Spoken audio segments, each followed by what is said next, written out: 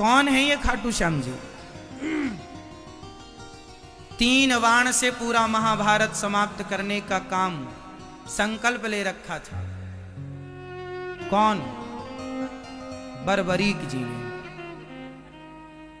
3 बाण से सारा युद्ध समाप्त। भगवान ने कहा अच्छा, यदि इस पीपल के पत्ते पर तुमने 1 बाण से छेद कर दिया तो मैं मान लूंगा कि तुम 3 बाण से पूरा महाभारत जीत लोगे या समाप्त कर दोगे। ठीक है। एक पांव के नीचे पत्ता दबा लिया भगवान ने और बाण चलाया। श्री बर्बरीक जी ने चलाया बाण। 1 बाण से सारे पत्तों में छेद हो गया। आश्चर्य मानेंगे आप लोग कि हरियाणा में आज भी कुरुक्षेत्र के पास वह गांव आज भी है और वह पीपल का पेड़ आज भी है, जिसके आज भी उस पीपल के हर पत्ते पर आज भी छेद हैं। मतलब जब नया पीपल का नया पत्ता निकलता है उसमें आज भी छेद है। आज भी आप जाकर देख सकते हैं। आज भी ये बात कितनी पुरानी है? 5000 साल पुरानी लगभग। भगवान ने तुरंत सिर काट दिया बर्बरीक जी का। सवाल कर लूं, अच्छा बताइए, भगवान ने बर्बरीक जी का सिर काट दिया तो क्या भगवान ने बर्बरीक जी के साथ सही किया कि गलत किया? आपके हिसाब से भगवान ने सही किया कि गलत किया? भाई, किसी का आपने सिर इसलिए काट लिया कि आप बहुत बड़े बलवान हैं, आप 3 बाण से पूरा युद्ध जीत लेंगे, तो आपका सिर काट दिया गया। तो भगवान ने सिर काट के सही किया भगवान श्री कृष्ण ने या गलत किया? जोर से। सही किया। क्या सही था इसमें? सही किया। चलो मैं मान गया, मैं भी अभी कहूंगा कि सही किया, पर इस सही को सिद्ध करना पड़ेगा। कैसे सही है? इस सही को सिद्ध करना पड़ेगा। कैसे सिद्ध करेंगे आप? चलो हम बता दें आपको। ऐसे सिद्ध होगा कि भगवान ने कहा था कि तुम किसके पक्ष से युद्ध करोगे? बर्बरीक जी ने कहा जो हारेगा मैं उसके पक्ष से युद्ध करूंगा। तो भगवान को पता था कि कौरव हारेंगे, और कौरव हारेंगे तो यह कौरवों के पक्ष से युद्ध करेगा, और कौरवों के पक्ष में यदि इतना बड़ा योद्धा खड़ा हो जाएगा तो कौरवों की शक्ति बढ़ जाएगी। और ये कौरव वही लोग हैं जो भरी सभा में एक नारी का अपमान करते हैं कपड़े उतार कर। तो ऐसे दुष्टों की सेना में ये जाकर उनका बल बढ़ाएं, इसलिए भगवान ने ना चाह करके भी सिर काट दिया। और सिर काटा। भगवान ने कहा बर्बरीक बताओ मैं तुम्हारी क्या अभिलाषा पूरी करूं? अच्छा, सिर कटने के बाद कोई जिंदा रहेगा क्या? बोलो। पर भगवान ने बर्बरीक जी को जिंदा रखा ना, क्योंकि भगवान के हाथ में मृत्यु है साहब। भगवान मरे को जिंदा कर सकते हैं। बताइए भगवान श्री कृष्ण ने किस मरे आदमी को जिंदा किया था? बताओ आप। वो कौन है जिसको भगवान ने जिंदा? बताओ। हाँ मैया बताओ मेरी मां। भगवान श्री कृष्ण ने वो कौन है जिसे मरे हुए को जीवित किया था?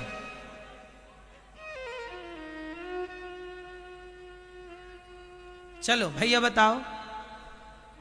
नहीं, अभिमन्यु को नहीं जिंदा किया था, उनके पुत्र परीक्षित को। हाँ ये ठीक है आपकी बात, गर्भ में रक्षा की थी भगवान ने।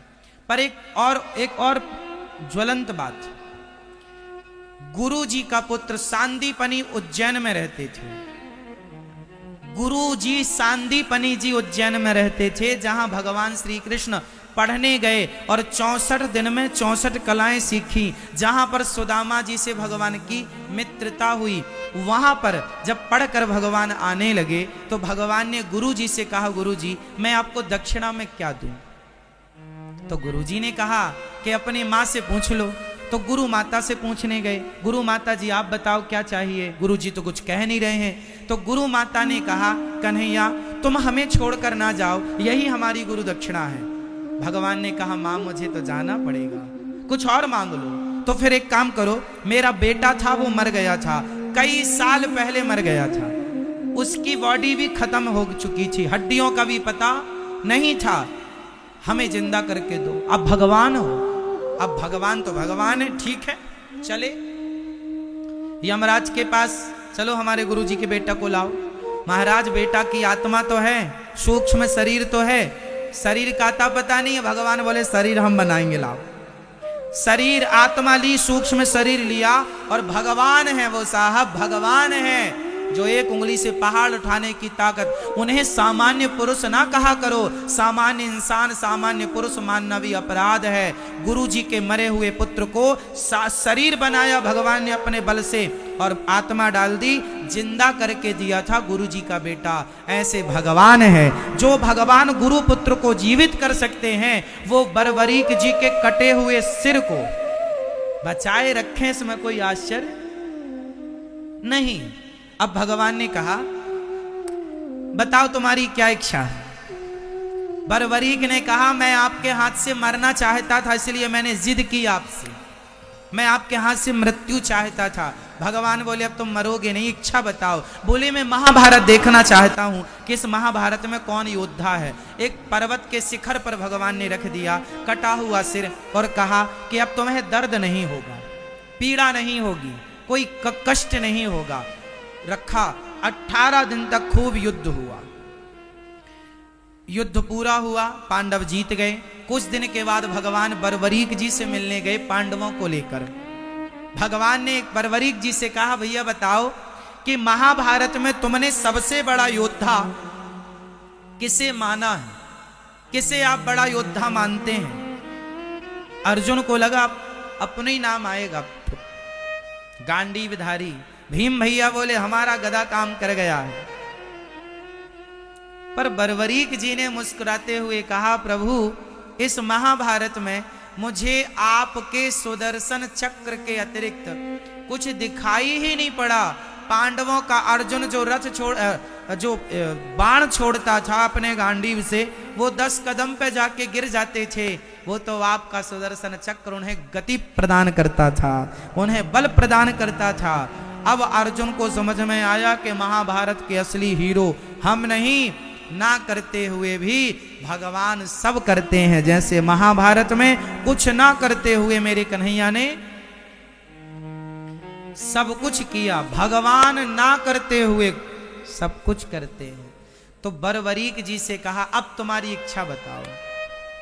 प्रभु बस आपका दर्शन हो गया, कोई कामना नहीं। भगवान बोले सुनो तुम निर्दोष हो, तुमने कोई अपराध तो किया नहीं, मैं तुम्हें मृत्यु दंड किसका दूं। इसलिए जाओ अब से तुम खाटू में रहना, और मेरे अब तुम बरबरीक के नाम से नहीं, मेरा अपना मेरे बहुत सारे नाम है। गोविंद है, गोपाल है, मनमोहन है, मदन मुरारी है, गिरिवरधारी है, दामोदर है। इनमें एक नाम है मेरा श्याम सुंदर।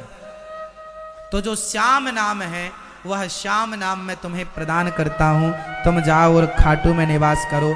और तुम अब कलयुग में जो हार रहे हैं भक्त, उन हारे के सहारे बनते रहना। इसलिए उन्हें हारे का सहारा कहा जाता है। और श्याम नाम भगवान ने प्रदान किया, तो श्याम के नाम से चूंकि खाटू में विराजे तो खाटू श्याम कहते हैं। बोलिए खाटू श्याम की। ऐसी कथा है श्री खाटू नरेश की। इसलिए 3 बाण उनके पास आज भी हैं।